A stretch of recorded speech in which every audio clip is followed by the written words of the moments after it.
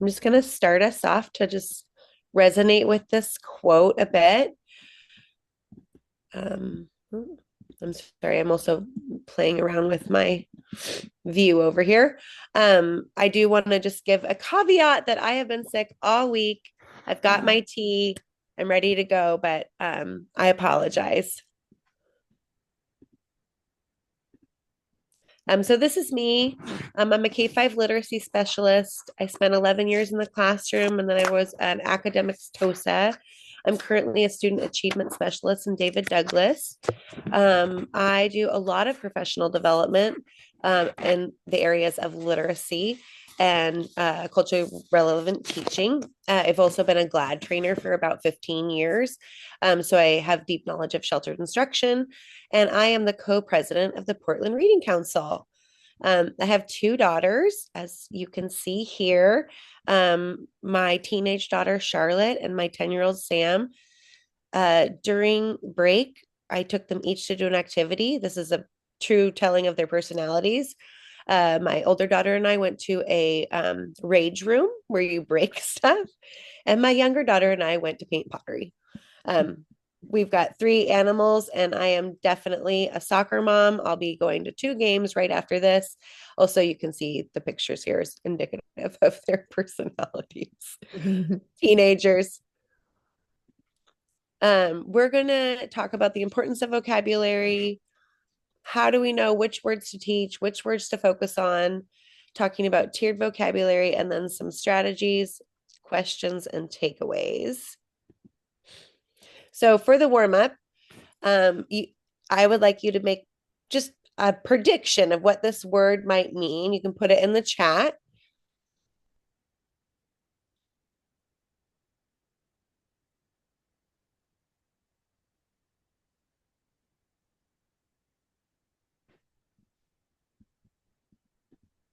Use all the clues you might have.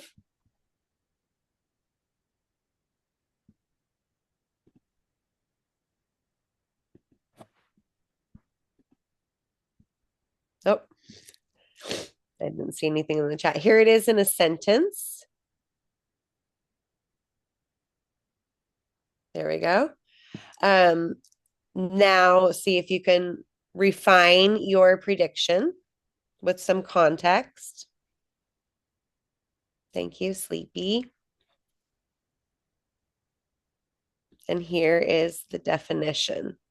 So it's an adjective relating to or occurring in the period of drowsiness immediately preceding sleep. So I just wanted us to do that to give a little bit of feeling of what kids go through when they encounter vocabulary words, either in conversation, in reading, in their uh, in their instruction when the teacher's talking, using some clues that they know, maybe some word parts to tackle these words. So I'm hoping people will unmute and share some of your current successes or struggles in teaching vocabulary. You can unmute or throw something in the chat.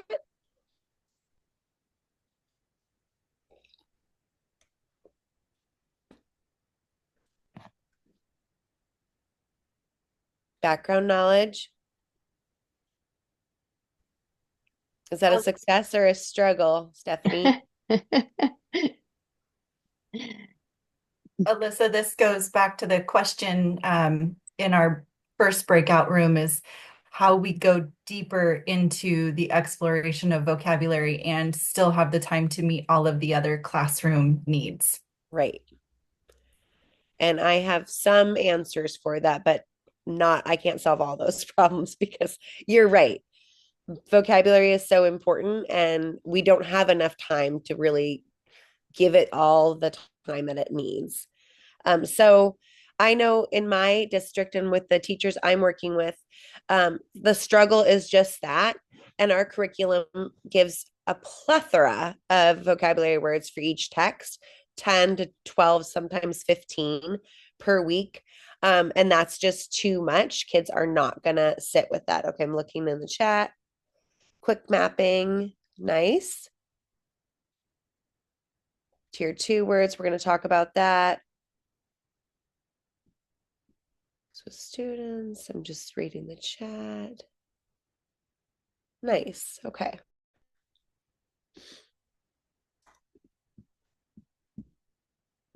Thank you. So just to give a preface, um, there are 600,000 word meanings in the in the Oxford English Dictionary. I'm sorry, I'm having some technical difficulties here. Okay. Um, in printed school, grades 3 through 9, students encounter 88,000. College graduates, 50,000 to 80,000. High school graduates, 40,000 are recognized. And a kindergartner, on average, 4,000 to 5,000 words. So we know that there is a language gap and a vocabulary gap from our students that come from low language homes. Oftentimes that is associated with socioeconomic status and access. So in low language homes, students only come to school in kindergarten with about 2,000 words. So about less than half the words that your average kindergartner would come from. Children's from more talkative, college educated homes hear about 48 million words addressed to them by age 4, and children in low language homes hear about 13 million by age 4. So you can see there's a big gap there. I quoted college educated because I don't necessarily know that that is true for all of those families, but we do know that kids that have gone to preschool, kids that are read to, kids that parents were really intentional about having discussions with, come to us with a richer vocabulary than some others. And interrupt me at any time if you have something to add. So these are going to be our key takeaways for today. Really, we want to teach 3 to 5 words per week or per text in depth. That doesn't mean we're not exposing kids to more vocabulary words than that. Kids can manage 10 to 12 words a week, but 3 to 5, research is showing us kind of the sweet spot. And we're going to talk about using tiered vocabulary as a guide on how to select those words. We want to make sure that we're focusing on words kids don't already know. So it's our job as teachers to pre-assess what their knowledge is. We don't want to spend our time on a word that the majority of our class knows. If we need to clarify that for specific students, we might do that. We're going to provide multiple contexts in which students can interact with vocabulary, text, video, conversation, not just vocabulary lists, not spelling lists. We're going to use pictures and sketches to help build background knowledge and to help kids make connections.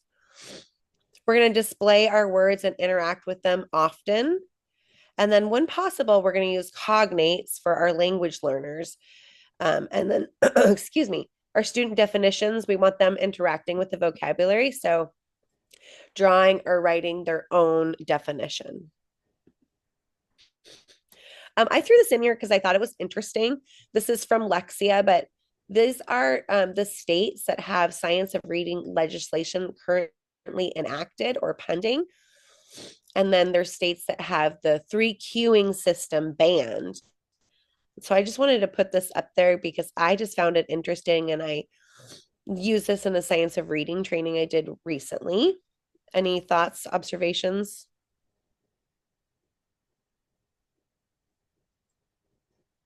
No. Let's see, Oregon is pending.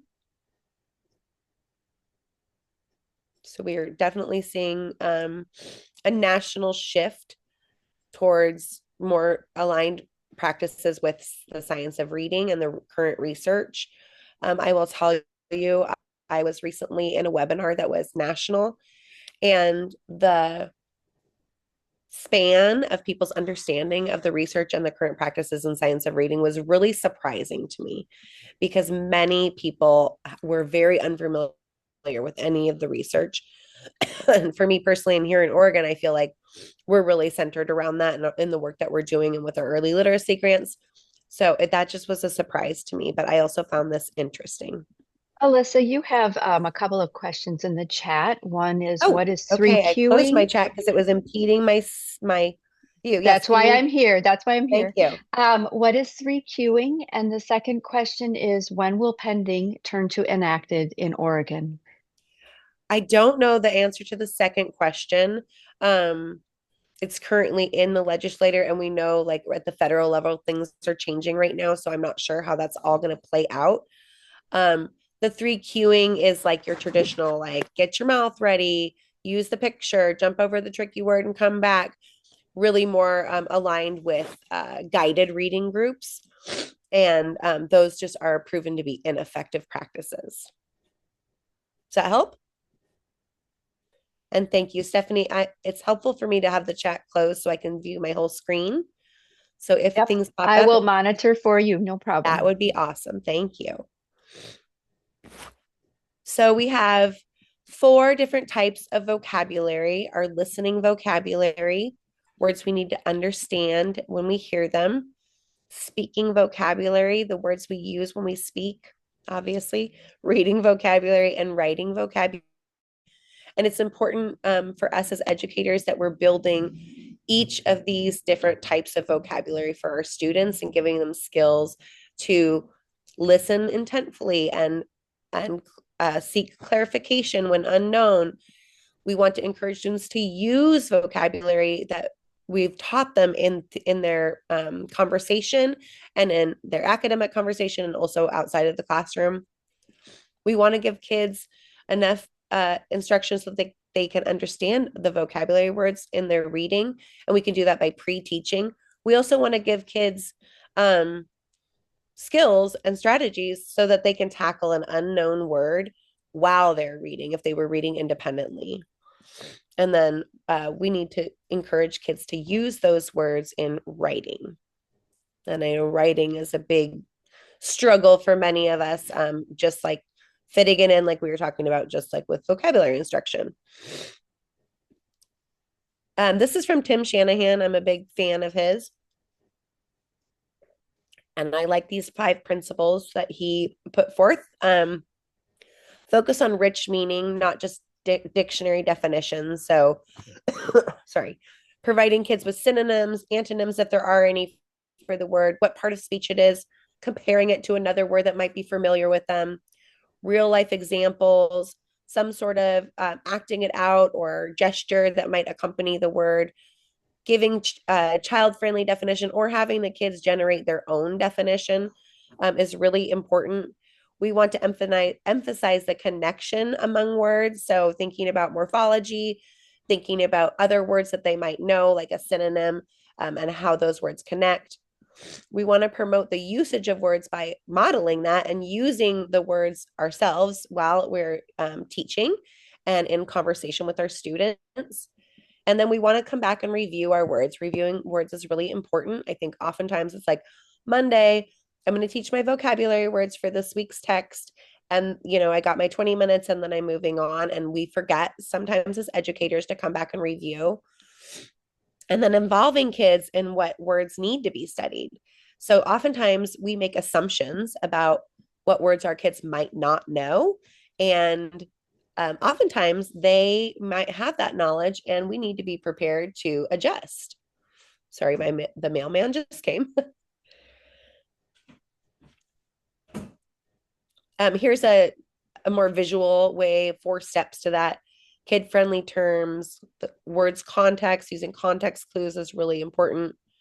Analyzing the word's structure, parts of speech, like I said, morphology, prefixes, suffixes, root words, and then connect to word networks. So other words that relate to that word.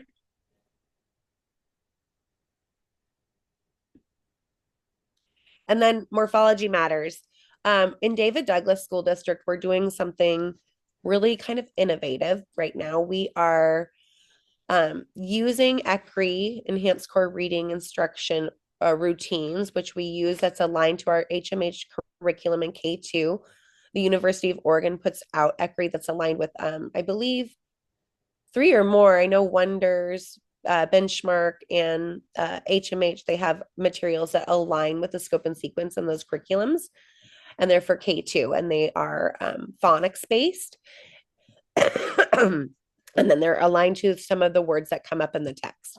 Well, in David Douglas, we are creating ECRI with 3 to 5. So working alongside HMH and the University of Oregon and creating materials for 3-5 so that we're ensuring our students are still accessing foundational skills. And it looks very different. It's a lot of multisyllabic words, but what's something that's embedded in that is that they review prefixes, suffixes, base words, and root words every day in their routines. And I'm seeing like such a difference in what our kids know and how they tackle words because of that. Here's an example of what they might interact with. So you would say the suffix and then the definition, and the kids would say it, and then these go on the wall, and they cycle back through and review them all the time. And like I said, I'm just seeing a huge difference. One, in confidence to tackle new words, but also kids really being able to take apart words and use their knowledge of morphology. And so I'm really excited about that. Is anybody in upper grades, like, how are you instructing in morphology? How are you teaching kids word parts and word meanings in the upper grades? I think it's, K2, we have all of these materials and foundational skill curriculums and routines that are very common, but it often goes away after second grade. So I'm just curious if we have 3-5 teachers in here, if somebody could unmute or throw in the chat what is happening in your school or your district or your classroom in terms of teaching parts of speech for kids. I'm sorry, morphology.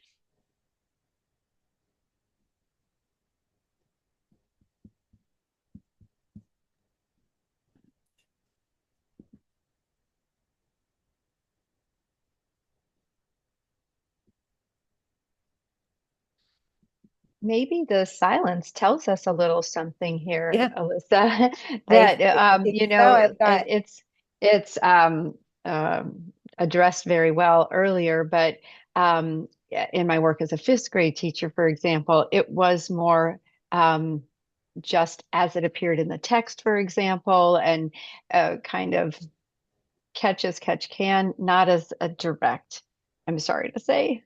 Yeah. No, and I think that's very true for most teachers, most schools, most curriculums. It's the time of the day that we really have, and we have so many other priorities, and we need to, I think, really shift back and know and like focus on background knowledge and vocabulary, because those are things that are really going to set our kids up for success in reading and helping them with comprehension. I have somebody in the chat saying that they use a couple different resources, some curriculum, and some of it teaches prefixes and suffixes, and there's some practice activities. And we have that in our curriculum as well. And what I'm gathering from that is that you're also pulling in other resources, and that's what we were finding in our school district, and that is why they've done this incredible work of creating these ECRI routines for 3-5. And this is our first year rolling it out. I'm just speaking to what I observe as the impact, but it'll be telling in the years to come how much that really supports our students.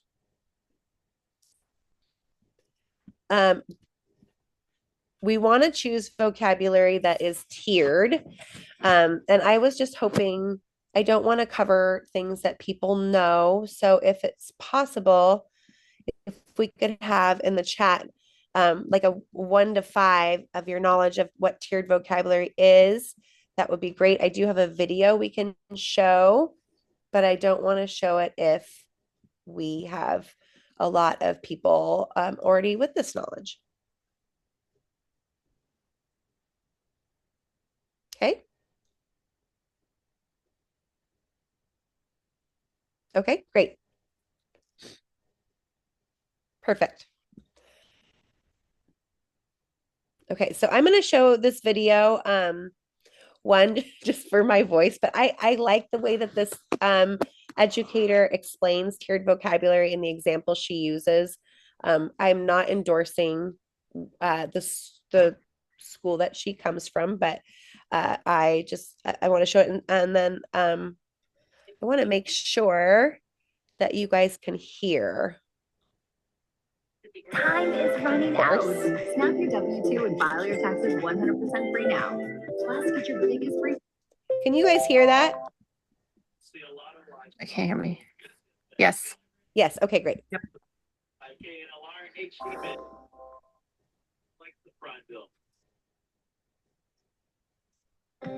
Welcome to 2-Minute Tips. We've been sharing with you multiple strategies for teaching vocabulary to your students.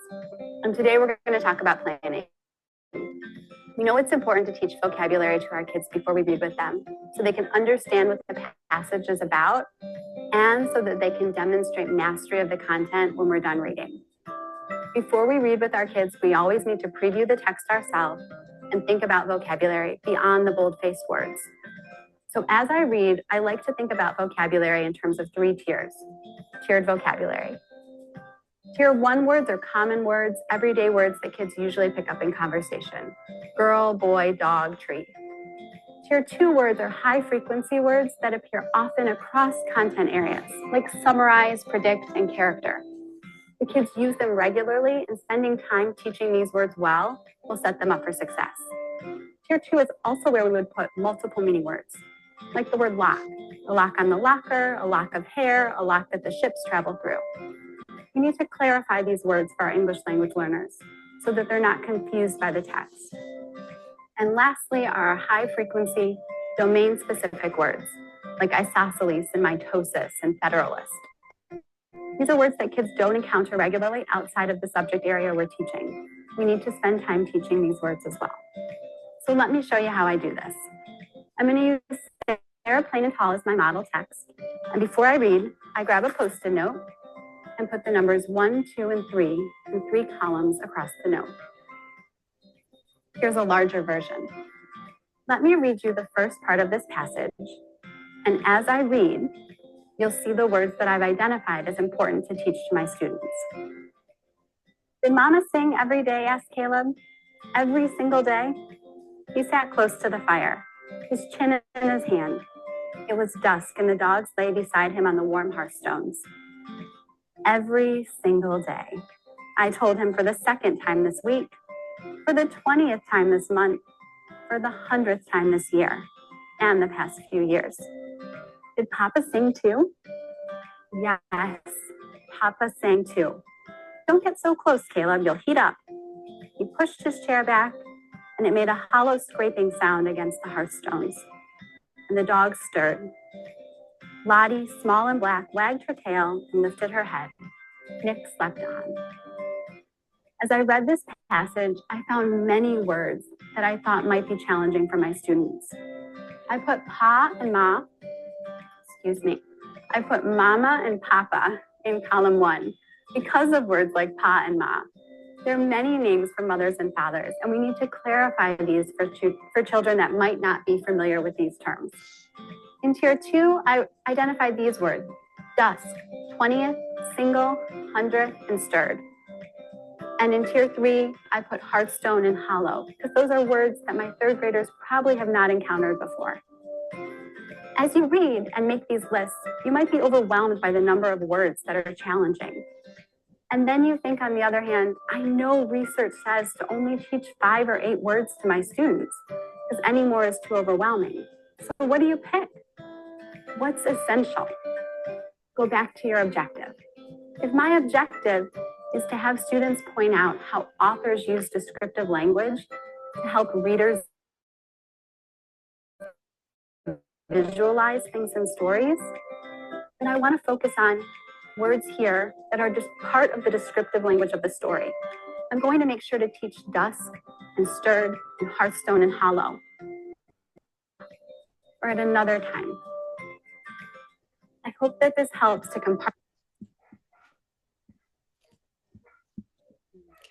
compartmentalize vocabulary. Let me get back to my screen. Are you guys back on my slides? Yes. Yes, we are. Perfect. Couple of things there. I like her description of that. The research really is saying more 3 to 5 now. That's a bit outdated.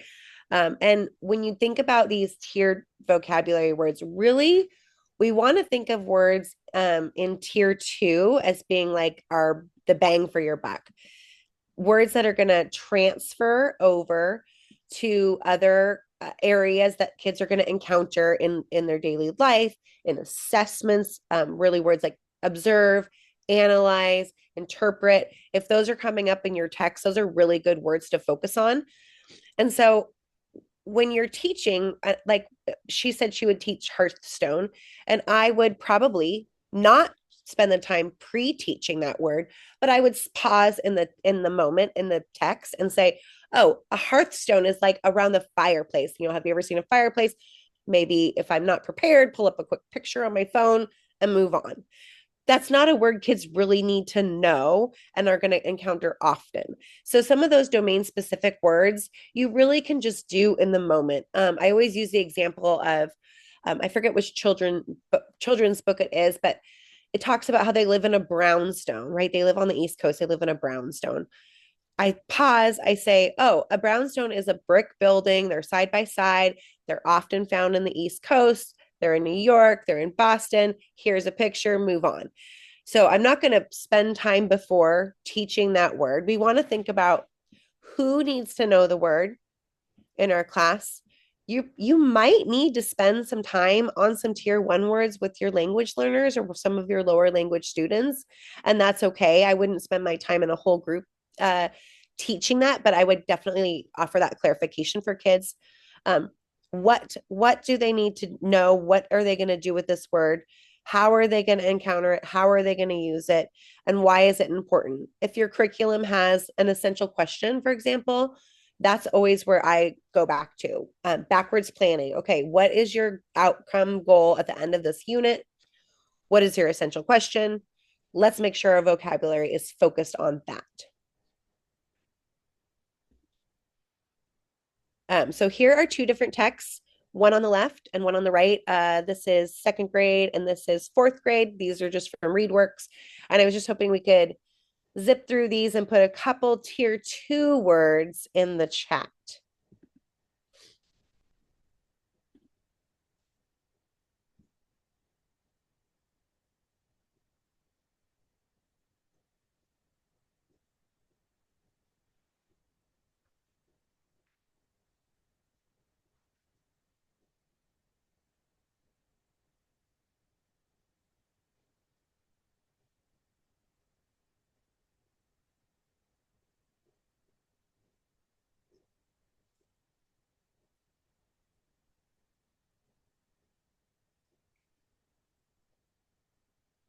Nutrient, yep.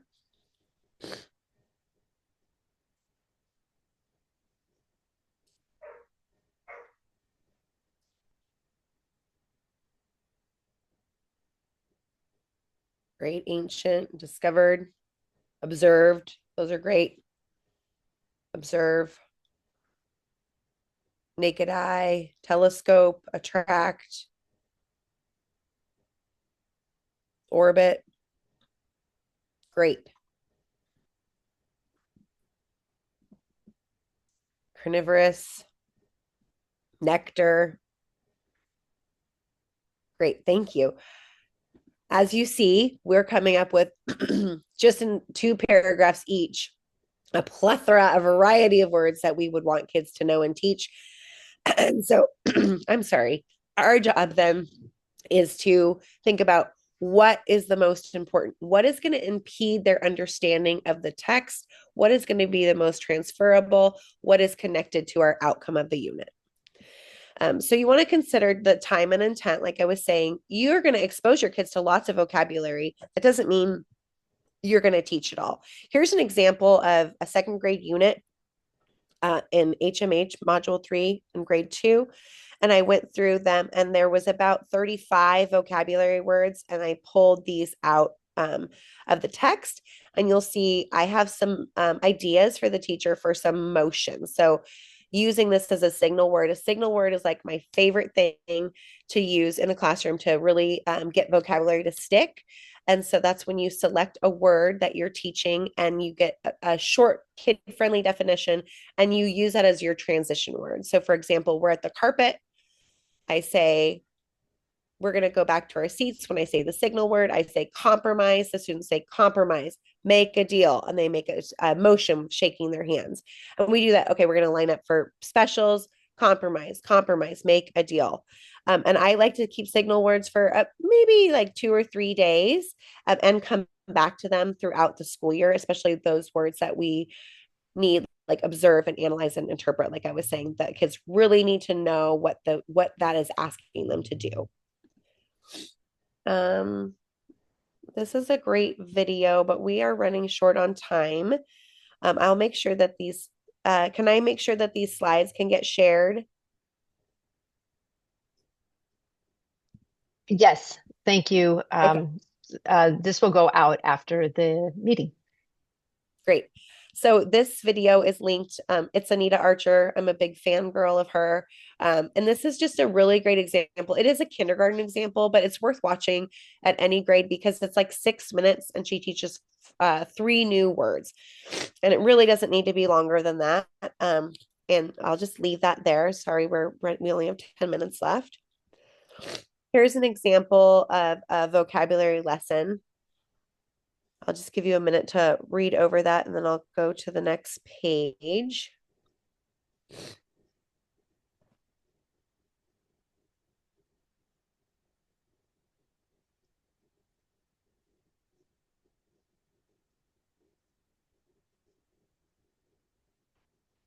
So you can see we have a summary of the word grouchy, getting kids to interact with it, make a grouchy face, look at the book cover. How do you describe the ladybug?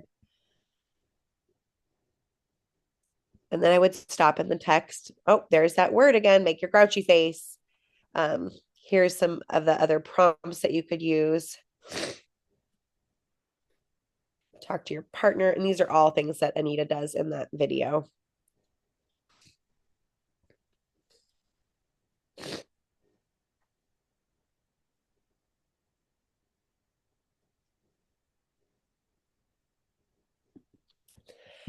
So displaying your vocabulary. Important, not important. I'll leave that up to you. I think it is important to have your focus words up and as a resource for kids, whether that is something that comes with your curriculum. These are pulled from HMH, or it's just like something that you've sketched or something that you've printed off the internet and you have it up with whatever system you're using. I'll show you some systems in a minute, but you do not need to hang up every single word. I think it's fine to review them, but like, for example, I might not have chosen prosper or withered in these words. I actually haven't read the text. I don't remember what this is connected to. So maybe I would. But for example, if I was not prioritizing those words, I'm not going to display them because then it's overwhelming for kids. So I really would focus on only displaying those 3 to 5 words that you're teaching per week or per text that you really want kids to know so that they know what they're honing in on. Here's some examples of ways that people display vocabulary. This is kind of what I was talking about. I like to make charts with my students where there's either a picture, a sketch, a annotated definition, use it in a sentence, example, non-example, or a synonym or an antonym. This is a semantic map down here. This person has their vocabulary cards just hung for kids to review. And then this person has pictures with their vocabulary words attached. We don't want to teach kids, like I said, words that they already know. So I always like to do a quick assessment of my kids, like, hey, this is the word risen. Has anybody heard this word before? If kids raise their hand, you always want to check because sometimes they just raise their hand because raising your hand is fun. And see if kids really do know that word. Don't call on that one kid that knows the definition for every single word. We're just going to assume that child is the outlier. But if most of your kids know a word, it's not worth your time. It's worth a quick review. Oh, you're right. That is what it means. Like I might say the sun has risen in the morning. and just move on and then move on to another word. So I always like to have additional words, like maybe 6 that I have prepped for a text or for a week. That way, if one of the words is a known word and I've just made an assumption, then I can move on. This is a GLAD strategy. I'm going to talk fast because we've got 6 minutes, but please interrupt me if you need. This is a GLAD strategy called the Cognitive Content Dictionary.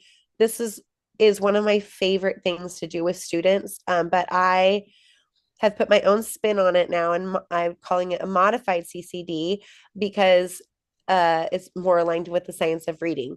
In this strategy, you have kids make a prediction of what the word might mean. And you take any prediction that they say, you just write their words down verbatim. And then their job is to encounter this word in context. So you're purposefully, this is going to be in text. You're going to use it when you're talking. You're giving kids all of these contextual clues to come back and make the definition. Now, usually these words are for 2 or 3 days. And then you come back and do the definition. And then they turn into a signal word. And we know now that we don't want kids learning like something that's inaccurate. We don't want kids practicing spelling words incorrectly. We don't want to guess and go. We want kids to be really learning and using words correctly. So what I would do is maybe before the text, I could give the word and ask for a prediction. I wouldn't chart it, but I could say, does anybody have an idea what that meant? And when we got to the page, I would stop and use contextual clues. Hey, what do we think this word means? Now, do you have an idea? If they don't have an idea, I would give them a definition. And then at the end, I would come back and, make a sketch on my chart. So I love this strategy, but like I said, it's really important. And the research has shown that we just cannot have kids practicing things incorrectly. And that's why we want to move away from like spelling tests and spelling lists. We want to give kids more scaffolds and structure and access to those materials. So like what I was saying about ECRI, there's a dictation component to that. And we have our sound spelling cards. And if it's like shun and the end, I will hold up the card or point to it or walk over to some of my kids that I know are going to struggle with that spelling. And then I'm going to spell it with them while some kids are still going and they're going to write it again because I don't want them to practice incorrectly. And so that's what I would change about this strategy. This is a good strategy to use just to build vocabulary and to talk about synonyms. So giving kids some sentence frames that are not going to be words that are going to be like super unfamiliar or tier 3 words, but you could see they could come up with different words. And then this is a good place to talk about contextual clues and then talk about how different words can fit. So Raymond was the youngest brother. Raymond was the youngest sibling in his family. He had 2 sisters and 1 brother, dog, cat. The family, lived in a little house, whatever other words they could get. That's just provides a really good conversation for kids and gives some scaffolding practice to use when they're encountering things like a close reading. And if you use dibbles in your district, this is really good prep for the maze. And then on OSAS, there's many things that ask kids to do a close activity. So I do think it's important to spend the time on contextual clues and teaching your kids what those are and how to spot them. But it's not appropriate for every single word. Elaborating words. I love this strategy as well, where you're giving kids a sentence and then they're working to elaborate it with prompts. I could see this easily becoming partner work or going into a center or being or independent work. You can also do this whole group. This also just gets kids thinking about really elaborating their sentence. It ties to writing. And then I also really love this semantic gradient chart. So you're giving kids a word in the middle and they are coming up with words across the gradient that vary from the word. So you see we're going from crawl to sprint here. We're going from frigid to fiery, fury. So I really like to do this with kids. I think it's really fun. It's going to look different in K2 kindergarten, first grade. All grades are going to look a little bit different. This is probably more like a fifth grade example, but you can do this with any grade level. It's just probably not going to be as many words. I'm going to skip that strategy. There's lots of different vocabulary dictionaries that teachers use. Here's a simple example. I always like, I would, if this were mine, I wouldn't have a non-example on here because I just don't think that's as important. I'd probably have a sketch. So kids would do a sketch of what the word meant. There's some books that I want to promote. Marzano's Building Academic Vocabulary, and this vocabulary games is great. Also, if you listen to Melissa and Lori Love Literacy, their whole March podcast series was on vocabulary. So I just want to give a pin for that. And are there any, I'm sorry that I had to zip through the rest. Are there any questions?